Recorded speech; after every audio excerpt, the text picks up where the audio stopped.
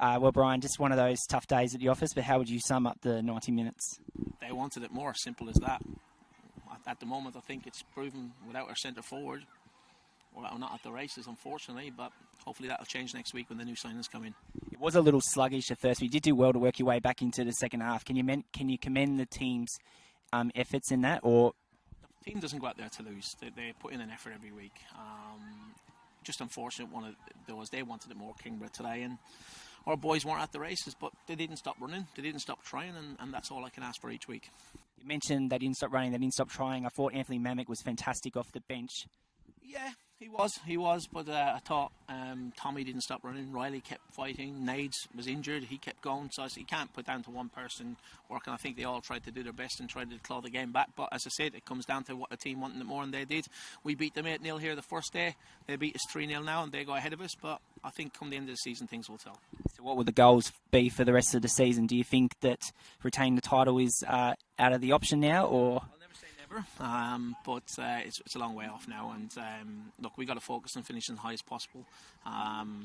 If people keep saying, "Oh, you lost 8 players, you lost this, you lost that," yeah, we have, but it's a work in progress, and we got to keep pushing forward.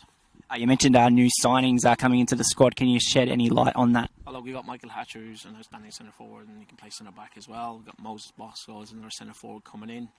Jacob Calvert coming in at centre back. We need depth to centre back after losing Jack, and it's telling, and losing Cameron as well. They're 2 big losses for us. At the start of the season, if we hold on to them, we think we're thereabouts, but this is football. This is football at an amateur level. They call it professionally, but it's an amateur level. Players have to work it during the day, and they have to put their careers first, and that's why Jack has stepped away. And you look at Cameron, things haven't worked out, didn't fit the culture in the end, but an outstanding footballer, I thought. But again, we've got to protect the culture and what we're trying to build here. You mentioned amateur level. Do you see that as the NPL Tasmania standard, or do you see it more as a semi-professional? Well, amateur is probably a bit harsh, but semi-professional level, and players have to work during the day, and that's why Jack has to give it away. He's got to go and do his career and become a firefighter, and it hurts us, but we're not going to stand in the way of people wanting to do something different things, and it's showing that we're missing him there today. It does hurt with most clubs, though. They do suffer when it does come to player commitments, so you certainly say that Knights have been one of those sides. Look, the rest of the boys are showing a commitment. They're here each week, so all we can do is keep pushing forward. I do wish you the best of luck for the season, Brian. No worries.